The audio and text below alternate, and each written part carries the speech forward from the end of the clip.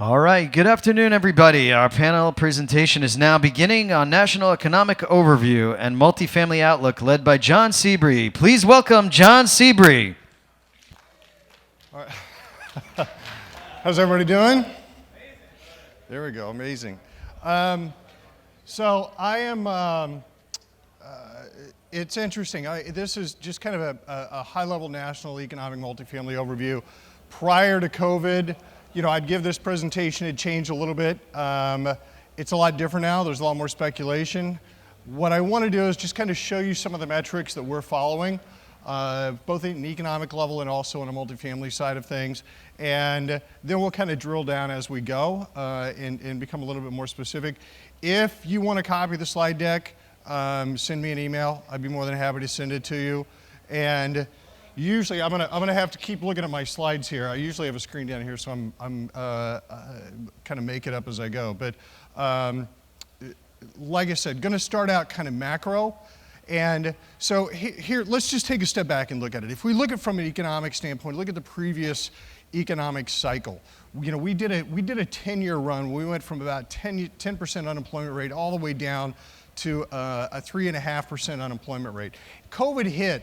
And I mean, it's important to kind of keep this in mind. COVID hit, and we literally lost all of the jobs that we had gained over a 10-year period almost overnight, right? So I mean, it was a real sucker punch to the economy. And then, obviously, it dropped back down in large part because of the Fed response and putting money back into the economy. And now we've continued to move this forward. Reports came out, employment report came out last Friday. We're down to 4.6% unemployment rate. Now, historically, you would look at that and they would say that if you're at 5% unemployment, that's pretty much full employment. So we are continuing. It was 4.8 before the report last Friday. It dropped down to 4.6. So we're continuing to move forward. We're continuing to add jobs. And we've added about 17, that's 17.4, that's before last week, so let's call it 17.6, 17.7 new jobs since the recession, and continuing to have that tailwind that's pushing things forward. What's interesting is this chart shows unemployment, or let me rephrase that, shows the percentage of job loss from February 2020 until today. Okay, so what cities are below where they were prior to COVID?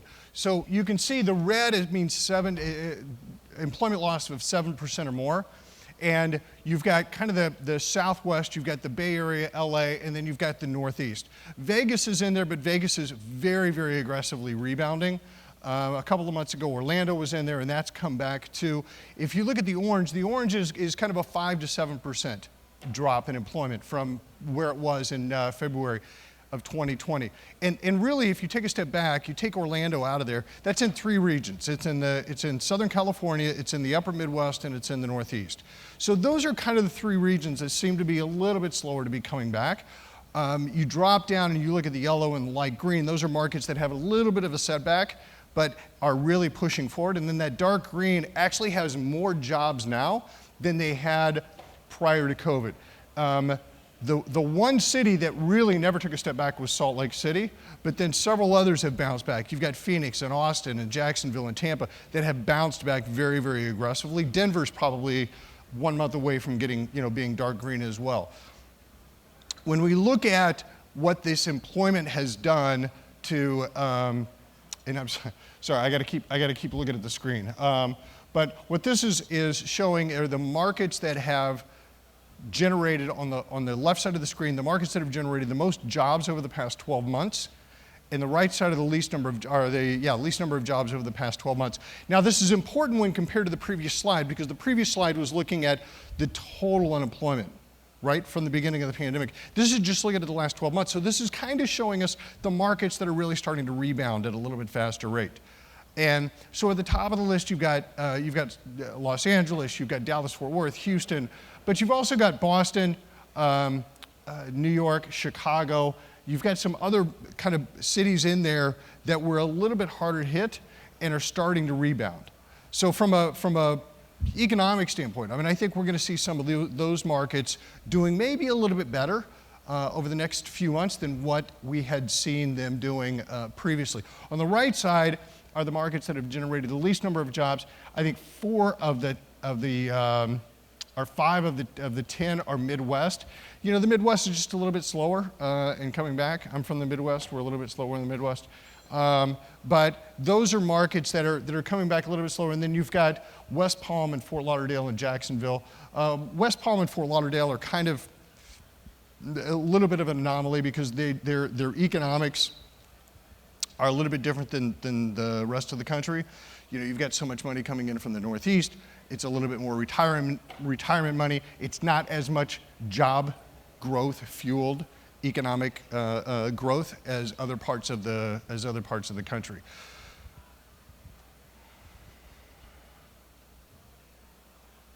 Are we going? There we go. I find this slide a little bit very interesting. So what we're looking at here is you've got job openings and the unemployment rate. And you can see what happens as we go into the recession. Very quick recession, it jumps up. The interesting part of this is that you've got 10.4 million job openings and only 7.7 million people that are unemployed. So you've got 2.7 million more people unemployed than you even have jobs available. Now, the question is, how does this move forward? What happens over the next couple of months? Like I said, last Friday we saw reports come out.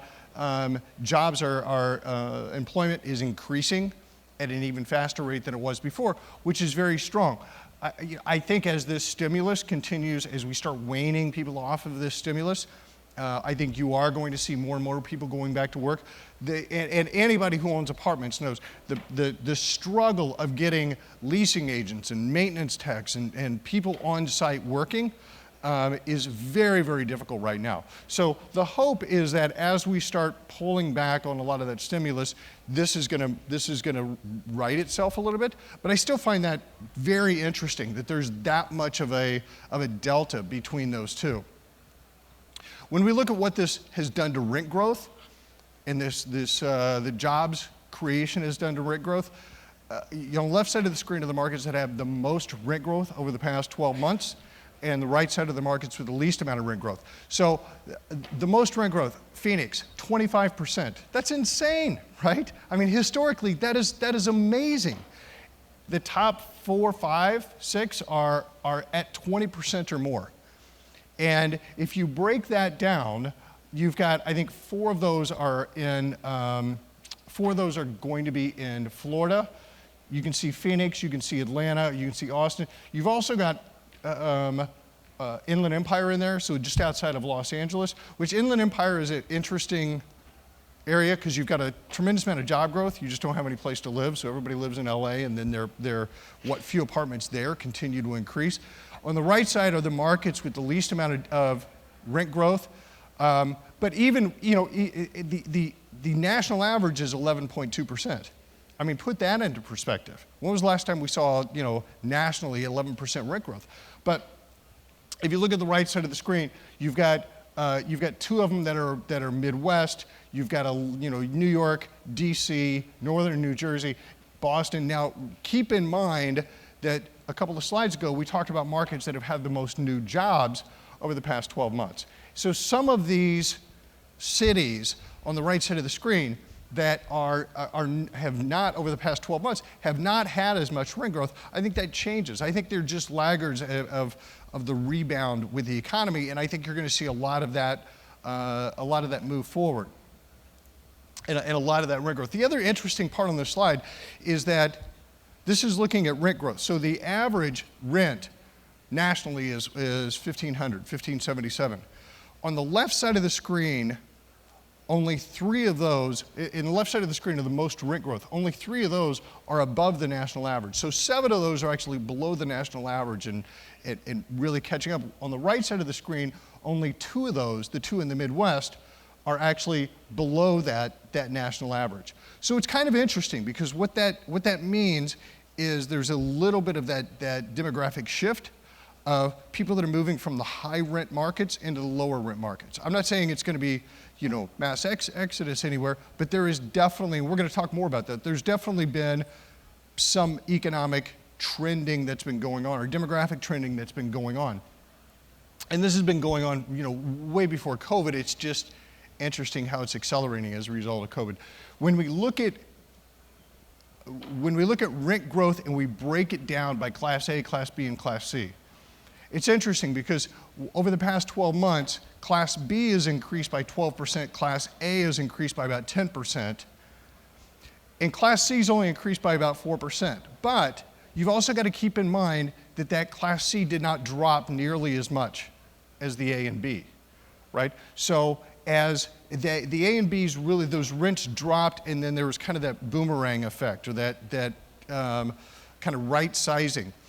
Whereas the C's really didn't drop that much, and they're back at about 4%. If I'm going to look at this going forward, where I think we are in a year, I think that A and B is probably, and I'm guessing here, but I think the A and B is probably, 7-8%, and I actually think that C is higher than the AB. Because just when you look at the numbers and the metrics on the pressure in the workforce housing, that segment, it continues to grow at a much greater rate than the higher income. So when we look at the total number of new completions for multifamily, and this is a national perspective, but in 2021, we're going to deliver about 385,000 new units to the marketplace. Last year was about 340,000. The average over the 6-year period previous to that was 280,000. So we had a 6-year period where the average was 280. We're actually delivering 100,000 more units this year than what that average was. Yet our vacancy continues to drop. Nationally, we're down to about 3%. And you've also got to realize that all of the new units that are being delivered, and here on the left side of the screen are the 10 markets with the most new units, and on the right side are the markets with the least. The 10 markets on the left side of the screen actually represent over 45% of all the new units being delivered. So the new unit, the new construction that's taking place is actually happening in a select number of markets. It's not widely spread. When we look at where the units are being delivered, it's kind of what you would expect, right? Dallas, Fort Worth, New York, Houston, DC, Orlando, Austin, Charlotte. Also look at the percentage, okay? So the percentage represents those new units as a percent of the existing stock in that market, right? So you've got Dallas, Fort Worth at 3.4, you've got Orlando at 5.4, you've got Charlotte at 6.2. Those are big numbers, right? I mean, think about it. That means in 2 years, you're going to increase your stock by 10%. That's a big jump.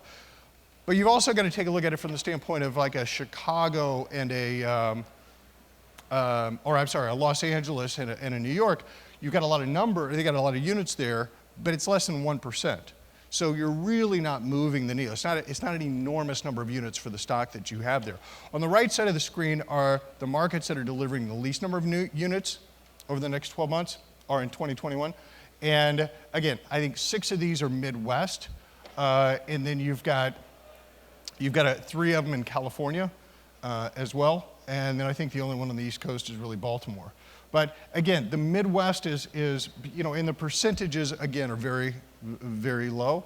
The Midwest is growing, it's doing well, it is, and actually I think there's a lot of opportunity there. And I think the fact that you've got decent job growth and limited amount of new construction, I think that actually will put very good pressure on some of those markets. This is a slide that we just got in last week, but the first 3 quarters of this year, our net absorption was greater than any time on record. So think about that. What happened is what little vacancy we had, well, it wasn't little vacancy. You had some vacancy in a lot of the major cities, Chicago, New York, San Francisco. Everybody was talking about this exodus. Once the pandemic hit, everybody's moving out, and they're moving out to the suburbs, and they're going. Well, that absorption between the first and second quarter of this year, people moved back in and took those vacant units. And so many people that I'm talking to, they're saying, and owners that I'm talking to, they're saying, we had vacancy at the beginning of this year, and we were worried about rents and what we were going to do. And very quickly, that got absorbed. And most of those cities now are at rents every bit pre-pandemic levels, if not above those pandemic levels. So I found that fascinating, and I don't know how much more it can go in the fourth quarter because I don't know how many vacant units there still are. I don't know what the availability is going to be. But that speaks a lot for what we're going to see in 2022. Right? Because we're going to continue to see that upward pressure on rents. So the previous several slides are set up really kind of for this slide. So what this is showing is the bars are the total number of dwelling units delivered each year. So the blue are single family, and the orange are multifamily, and then the solid line is household growth. And this is important for a few reasons. First of all, you can see we've got 1.4 million new households being generated this year and 1.4 million new dwelling units. And next year it's projected to be 1.6 and 1.6. So interesting story. About 8 weeks ago, I get a call from John Chang, who's our head of research. And he said, Moody's just released a report that household growth this year is going to be 1.9 million. And we were like, how's that possible? How in the world are we going to have 1.9 million new households? Because there aren't enough places for these people to live. And about 10 days later, they revised it down to 1.4 million. So what Moody's was looking at is how much demand is there for new households, right? If there's no other constraint, how many new households would be created? And what they're saying is there'd be 1.9 million new households. Unfortunately, the number that are actually going to take place is 500,000 less than that because there's nowhere for these people to live, which is a very interesting metric, right? So what that means is when people talk about a bubble, I don't see it. I don't see it because I see that, a bubble is when supply far outstrips demand. We're not even keeping up with demand right now. The other dynamic on this to keep in mind when you're looking at workforce housing, so B and C grade apartments, is of the 1.4 million new households being created this year, how many of those people can afford to live in one of the 1.4 million new dwelling units? Because every single family home is higher end, not every single one, but a very high percentage of them, and almost all of the new construction of apartments are higher end because you can't afford to build C grade apartments, not without a tax credit program. So what's happening is that as these units come online, more and more pressure, in my opinion, is going to be on that workforce housing sector. Another interesting stat on this is if you look at the percentage of the total bar that's represented by orange. So in 04, 05, and 06, if you took all the dwelling units that were delivered to the marketplace, 8% of them were multifamily. If you look at 19, 20, 21, or 2021 and 22, 26% of all new dwelling units are multifamily. So the percentage of new units being delivered to the marketplace that are multifamily is actually 3 times what that percentage was in the previous cycle. And in large part, that's an interesting dynamic to put out there. Single-family home builders, the dynamics of the home building industry have changed so much. It's very difficult to build. Everybody remembers 04, 05, 06, 07, where you drive out of the suburbs and there would be a sea of new single-family homes being built, and you don't have that right now. And I don't, it's starting to pick up a little bit more, but changes in banking laws and so forth just make it very, very difficult for that to happen. So I'm not certain that's going to happen. The other part of it is we have a society that is more mobile, that wants to move around a little bit more, and that's playing into the benefit of the multifamily industry. I'm going to touch on inflation and interest rates just a little bit. So here's how I get my information on interest rates. I call people that are a lot smarter than me, and I ask their opinion. The interesting part of it is that I'm calling the smartest people I know, and they don't agree on what's going to happen. All right, so I'm going to tell you both sides of the fence, but I'm not so certain I got it figured out myself. What this is showing is core inflation in the 10-year Treasury. So in the previous panel, they were talking about the fact that Powell is starting, he's already started tapering the $210 billion a month in bond purchasing. And the objective is to have that tapering completed by June. So what that means is that as they stop purchasing the bonds, what's going to happen to the bonds? Because they've been the largest buyer. So they have been creating the demand. So if they stop purchasing or taper the purchasing, are there going to be other buyers that step in and replace that demand? Sovereign wealth funds and foreign governments and large family offices. If not, then probably what happens is that price goes down, therefore that interest rate goes up, right? Between now and June. The other part of this is as we look at inflationary pressures, is Powell going to be pressured to start increasing the interest rates to cool the economy a little bit, right? And these are all things that you can't put $10 trillion into the economy and not create some inflationary headwinds. So all of these are uncertain as to how this is going to play out. I had a discussion with somebody actually just this morning, and they said, yeah, but they started the tapering and the 10-year dropped last week and this week. I'm like, that's like you're 2 pitches into a 9-inning game, and you're like, we're winning. This is gonna play out over a long period of time. But those are the pressures that we're monitoring. We're trying to understand how it's going to play out. The other interesting part of it, as it impacts the multifamily industry, is just what's happening in the single-family home market. Because anybody who is around in 07, 08, 09, if you had workforce housing, you could have a C-grade apartment complex, and you have people that are moving out into single-family homes, right? You're like, this person barely qualified for this unit. They just bought a brand new home. And all of those dynamics have changed. And as a result, in what I said before, the single-family homes are not being built quite at the pace or as the percentage of demand. So over the past 12 months, 14% increase in single-family home values. That's huge. That's enormous, right? I don't tell my wife. I told her ours is just flat. But she's smarter than I am. She's got it figured out. Trust me. But that's a big number, a 14% increase. And once again, it's just those laws of supply and demand. Condos have gone up, not nearly as much, about 9.5%. And then on the right side, the volatility of the home sales market. And again, these are all important things to kind of keep in mind, because these are all going to come into play with the multifamily industry as we continue to move forward.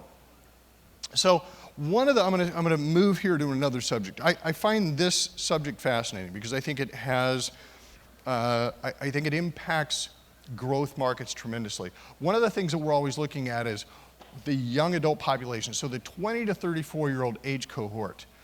Over the next 5 years, this age cohort nationally is going to decrease by 680,000 people. All right, and which is 1%.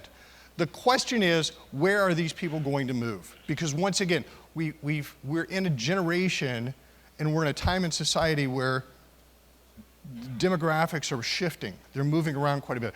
So on the left side of the screen are the markets that are going to gain the most over the next 5 years as far as this 20 to 34-year-old age cohort. You've got Austin, Salt Lake City, Vegas, Dallas, Fort Worth, Houston, Charlotte.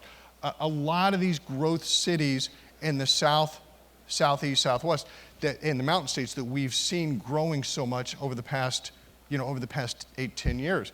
On the right side are the markets that are expected to lose the most of these. So you've got Detroit, New York, Baltimore. 4 or 5 of these are Midwest. Then you've got, and once again, kind of breaking it up what we said before, it's kind of the Southern California, it's the upper Midwest, and it's the Northeast, right? Those are the markets that are that are just struggling with a little bit more of a headwind.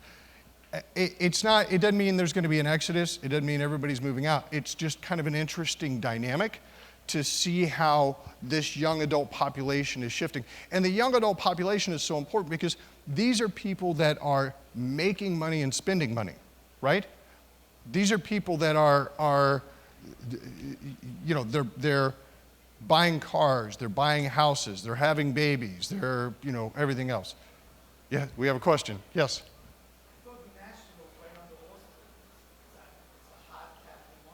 Say it again. Nashville? I'd have to go back and look at my numbers and see. Nashville has been on that list. It's not there now. Nashville's pretty close, though. I would agree.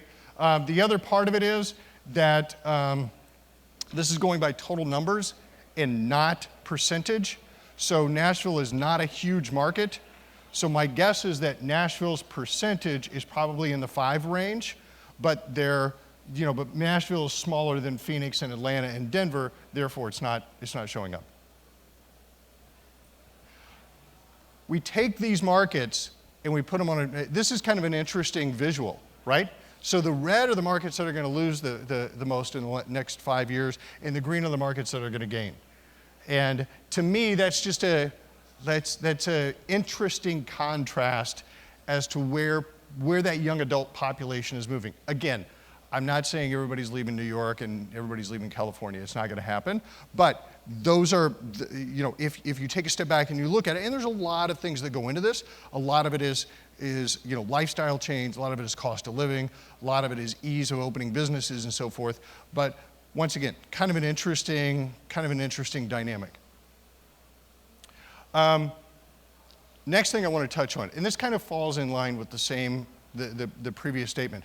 So we're going to look at the least affordable cities and the most affordable cities. Now, affordability has to do with, the affordability gap has to do with the cost of renting versus the cost of owning. So these are the markets that have the greatest delta between the cost of renting and the cost of owning, right? So you can see at the top of the list, San Francisco, I think 7 of the 10 are California. And then you have New York City, obviously, which makes sense, and the other ones are Portland and Seattle. So these are, and this is important in the multifamily industry because these are very expensive markets to move into, right? If you own in these markets, it's kind of it's good on both sides of the coin. If you own apartments in these cities, it's good because it's very difficult for people to move out. And then if you go to the most affordable cities, if you own apartments in these cities, it's good because these are the cities that a lot of times people are moving into, right? Because of that affordability. So these are the markets that are most affordable. And you can see, again, you've got Midwest represented with Cleveland, Detroit, St. Louis, Indianapolis. You've got the southern parts, area with Atlanta, Orlando, West Palm Beach. And then if we take these two charts and you put those on a map, again, you see kind of that dichotomy, that West Coast, East Coast, and what's happening in the middle part of the country. Keep in mind, I'm not sitting here saying there's going to be a huge wave of people going from LA to Cleveland, right? It's just interesting how some of these dynamics are playing out. And when we have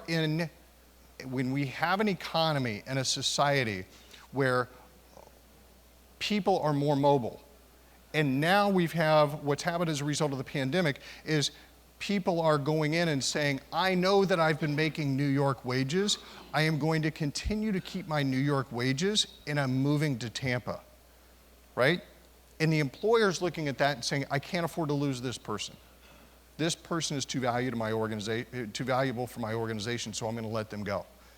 And those are some of the dynamics that we see at play as we're moving forward. And again, that's also one of the reasons that we see.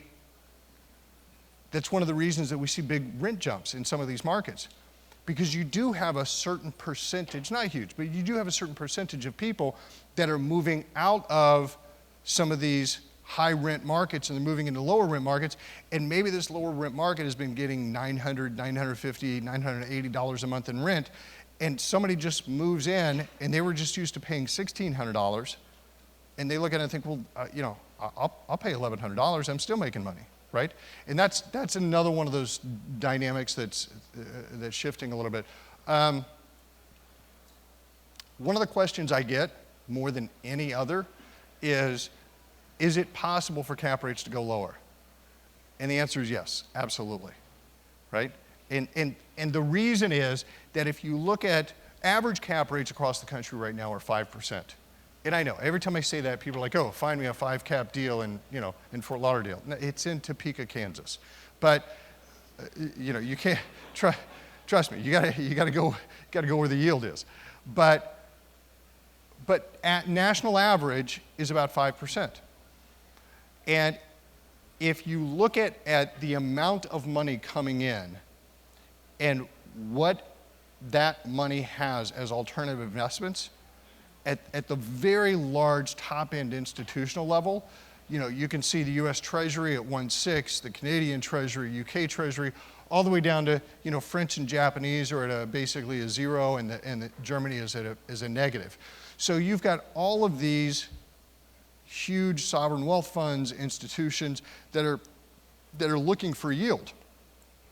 And the amount of money in the apartment industry is exponentially higher than what it was just a few years ago. And it's all looking for yield, and they're willing to accept less and less yield, in large part because the fundamentals are so strong, right? I mean, it's one thing to go in and get a deal that at a 5 cap, and you're looking at it and saying, yeah, but the fundamentals are shaky. But the fundamentals are so strong. Like I said, everything we're talking about, we're not even keeping up with demand. So as a result of that, I think what we're going to see is when you look at the delta between the 10-year Treasury and the average cap rate, one of the questions, we were talking about interest rates and what's going to happen with interest rates. If interest rates were to go up, 40, 60 basis points, what do I think happens? I think yields just get compressed. I really do. I don't see that. Now, if it goes up 200 basis points, what happens? I don't know. We've got bigger issues then. Because, and without a doubt, at that it starts putting upward pressure on the cap rates. But it's putting upward pressure on the cap rates probably because we have a fundamental shift in the stability of our economy as well. So and if you look at a fact that you've got a 300 basis point spread between the 10-year Treasury and the average cap rate, I mean, you have positive leverage. So that makes multifamily, once again, a very, very stable investment, and it makes it a very stable investment with very, very sound fundamentals going forward. So I've got more time left than I thought I was going to. If you want to send me an email, if you want to copy the slide deck, go ahead and send that to me. But in summary, when I look at multifamily from a high level, I mean, the pandemic, like I said, it was a sucker punch. I mean, it really knocked us back on our heels. Hats off to the Fed and our federal government for the amount of money that they immediately, if you go back to the Great Recession, they were 14 months into the recession before they started putting money into the economy. Whereas here they did it literally in a matter of a couple of weeks, right?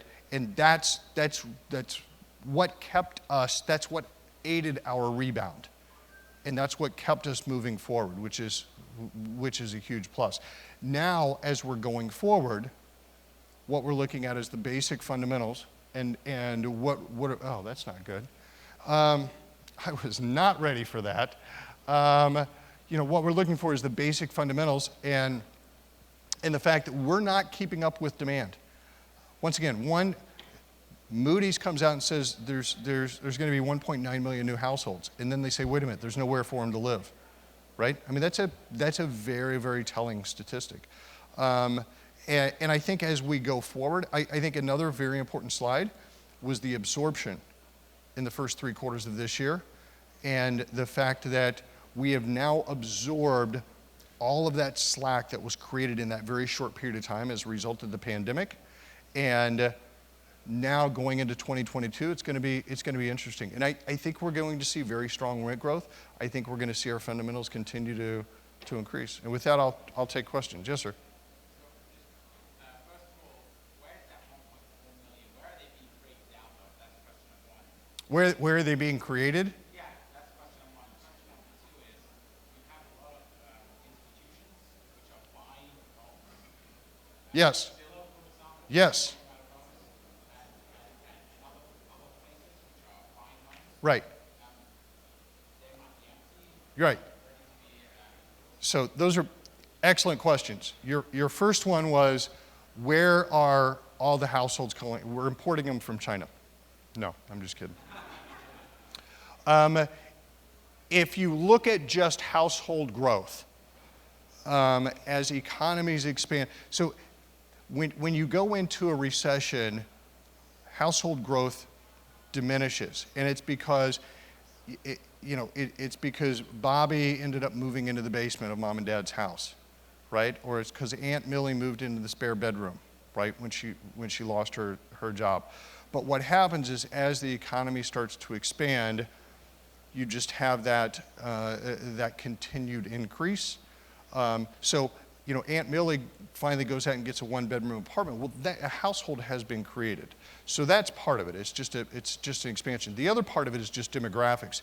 If you go out, and I don't have the demographic slide, but if you look at the baby boomer or the millennial generation right now, the millennial generation is right now peaking at about like 30 years old, 28, 30 years old. And that's at the point that they're starting to expand their families. So part of it is, we knew this was going to happen before, because you could look at the graph of the average age of the millennials, and it was moving in that direction. We've been talking about a housing shortage for 7-8 years, because we could see these demographics, and this was before the pandemic or anything else, and we were saying we are not building enough homes for what the future is going to demand, right? So there's a couple of different dynamics of it, but it's a lot of it is just demographic growth overall. The other part of it that's interesting is the number of people who are staying single and not getting married, right? So if you looked at it 20 years ago or 30 years ago, you would assume a certain percentage of people would marry and then form one household, and they're staying separate, and they're staying as two, which is also an interesting dynamic. You mentioned the institutions buying the single-family homes. That's a great question. Zillow, I don't know if anybody saw this. So Zillow had this algorithm, right? And they were going out and buying hundreds and hundreds of $1 million worth of homes with their algorithm. And I believe this is correct. They recently sold the portfolio at a loss because their algorithm was wrong. Like literally some guy in the back room with a math equation going, I forgot to carry the one, right? So but that's becoming an influencer in the single-family home market, right? Because they are going out, and if you look into this, the number of these big institutions that are raising funds of hundreds of millions of dollars and then going out and buying as many homes as they can, that is without a doubt contributing to the increase in the single-family home prices. Because now all of a sudden, instead of just an organic buying and selling, there's this big institutional influence that's coming in and really, really pushing that forward. It's going to be interesting to see how that plays out. It's going to be interesting to see how that, over the next couple of years, if they continue to move forward, and it looks like they are. The other aspect is the BTR, the build to rent, which you're seeing more and more people doing that. A lot of developers raising enormous amount of money, and that's when you go in and you build 100 single-family homes that are freestanding, or even like as a duplex, but then you rent it as an apartment. And that's one of those that the math equation works much better, or is more easy to figure out than the practical application of it. But there's enough money chasing it, and there's enough demand that I think we'll see a lot more people doing it. Yes?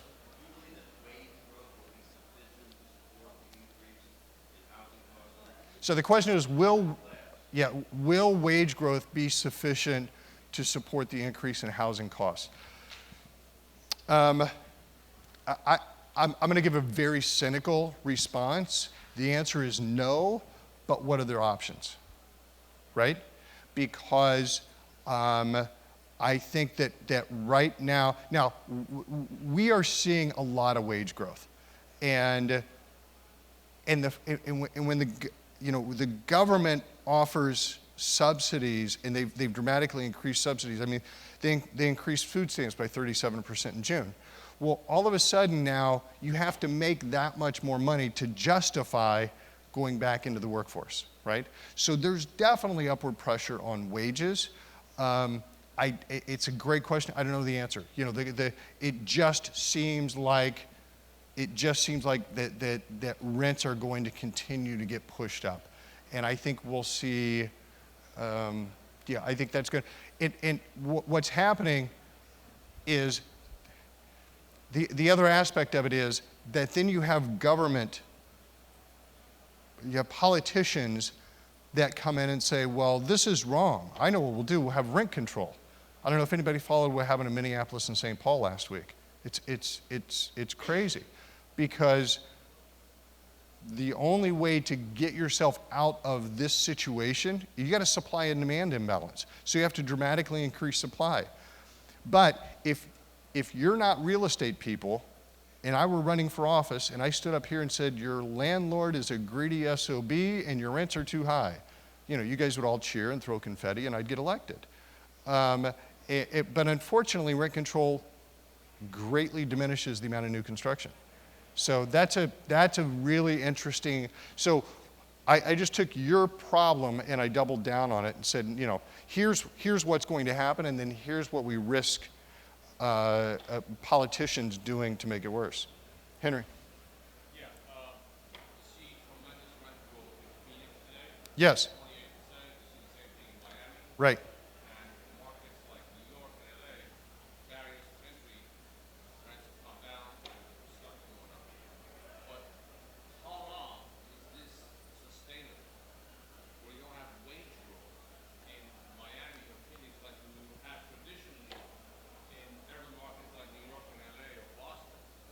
You know, I mean, if someone is underwriting and buying at a 3 cap rate, going cap rate in Miami or Phoenix, Right. versus the same cap rate in LA or San Francisco, Right. the same rate. First of all, if it's, So that's, you know, and the guys are underwriting for this 40% rent growth or this 25% loss to lease, and it's ever going to cap it in the next 2 or 3 years. Is that correct underwriting? first of all, How is that sustainable? yeah, if it's a 3.2 cap rate, let me know. I'll get one of my brokers to make that a 5 cap in no time. Yeah, there we go. Chaz just took care of that. It's a great question, and so that goes back to, you know, why is Phoenix? Why did they have 25% rent increase? Well, in large part, a lot of those people are moving from California, right? 300 a day, yes. And so they're leaving California, and they're paying $3,000 a month in rent, right? And they get to Phoenix, and the apartment that they look at a year ago was $1,000. But now the owner goes, what the heck? Let's try $1,500. Guy walks in from LA, and he goes, $1,500? That's nothing. I got that, right? So that's part of how this is playing out. New York and LA and San Francisco are very high rent markets. Those aren't growing as, you're right, they're not growing as much. And that wage growth is not, the average wage of the population is not increasing in New York as much as it is in Denver and Austin and Phoenix, because Denver, Austin, and Phoenix are being influenced by people moving from New York and California, right? So what your question was, is it sustainable? I don't know how this plays out. I really think 10 years from now, we're going to look back and feel like this was just kind of a little bit of an ebb and flow. I don't think it'll go back to where it was, but I think we're hitting and setting a kind of a new standard, and I think that things will kind of right size. So absent of legislative risk, if you buy today in LA, I think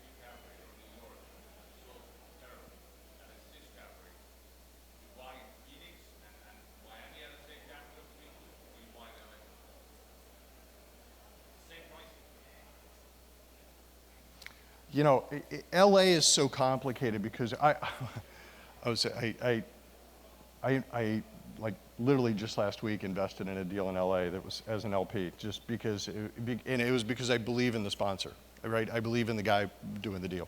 And I like LA. I think you have to be very careful of rent control. You know, what you said is if you take regulation out of the picture, but you can't take regulation out of the picture in LA. And I can make a case that will, that will look like LA is doing really bad, but the reality is LA is not doing that bad, right? It's doing really good. And you continue to have, statewide GDP growth. You continue to have wage growth. You've just got politicians making stupid mistakes, right? And that's never going to change because their only peer group is the other politicians. But outside of that, it's still doing well. Your question, do I go there or do I go Phoenix? I don't know. I think Phoenix is going to do extremely well. I think Denver's going to do great. I think some of these mountain states. My favorite is Boise, right? Everybody keeps coming in and going, you know what? I think I'm going to go to Boise. I'm like, there's 4 buildings in Boise, right? How's everybody buying there? I think the Southeast is doing really well. I think Nashville and Atlanta, you got to be a little bit careful of. But, Charlotte, Tampa, Jacksonville, all these markets are doing extremely well. But at the same time, I had dinner last week with a guy who owns a ton of stuff in Michigan and Upper Ohio, and he said he's doing fantastic. He said his collections are 98% and his rents are going up, and in that part of it. And the other thing about the Upper Midwest is you don't have as much competition from new construction either. So here's what I'll tell you, Henry. I think the fundamentals are sound. I don't know that there's a really bad place to invest in apartments.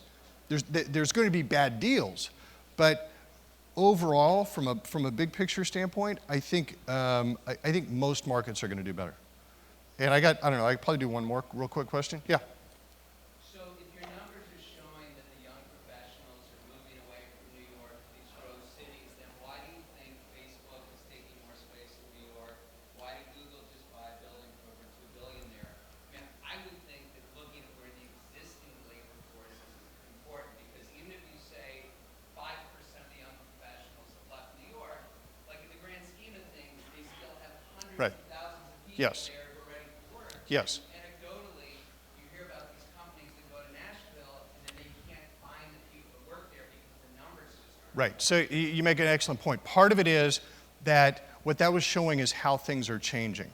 So there has always been a ton of young people in New York and a ton of young people in San Francisco. So you're right, a few people less, not going to change things a tremendous amount. It's more looking at that metric on the other side, which is there historically has not been a ton of those people going into Charlotte and Nashville and Tampa, which are very small markets, which is actually going to influence that, is going to influence that metric a little bit. So you are 100% correct. It's not and I tried to state a couple of times, I'm not doom and gloom on the big cities by any stretch. But I think that it was more looking at the tailwind that's being created in the markets they're going into. But you're absolutely right. Because what happened in New York a year ago, there were parts of New York in San Francisco that were literally 10, 15%, even 20% vacant. And then, boom, by the end of the first quarter, beginning of the second quarter, that changed. And it changed very quickly, and it's people, I love the panel before. They were talking, the guys were laughing. They were like, people want to live in the city. They want to go to the coffee shop. They want to go to the Rangers game, and they want to socialize with their friends at the bars. But hey, I can't go into the office, right? And there's a little bit of that dynamic as well. But no, the big cities are, I spent the weekend in downtown Chicago, and the big cities are they're not going anywhere by any stretch. So with that, I'm over time. Is it a quick one? Is it an easy one?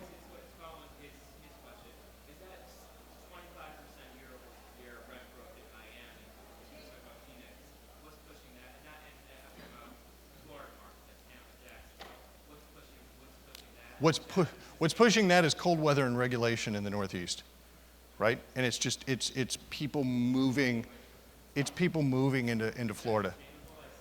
Not at 25%, no. And there's not enough places for the people to live. But no, not sustainable. But it's, we could see continued upward pressure over the next year or so, over the next couple of years. So with that, thank you all very much. If you want the slides, let me know. So thanks a lot.